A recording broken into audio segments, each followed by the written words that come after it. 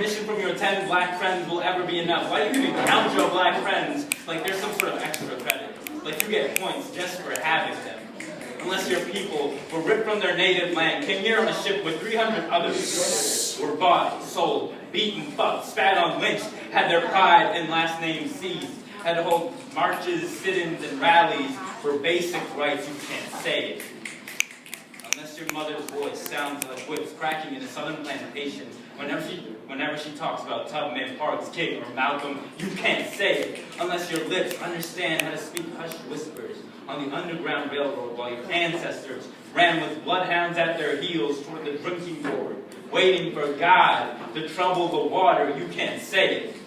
If your parents don't hate fractions like 3/5, don't cringe at Jim Crow, you can't say it. If the media never painted your heroes out to be radicals, toppling a civilization, if you don't understand the pressure of a fire hose or how tear gas punches into your eyes and strangles out hope, you can't say it.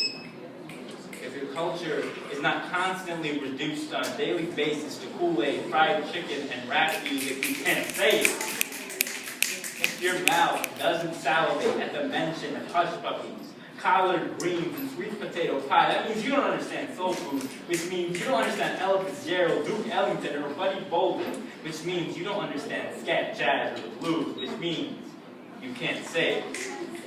If projects refer only to things that your teachers assign, you can't say it.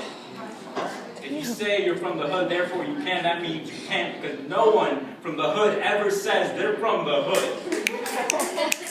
If you don't understand the aversion of cops, that means you don't understand Rodney King, which means you don't understand police brutality or excessive force, which means you can't say it.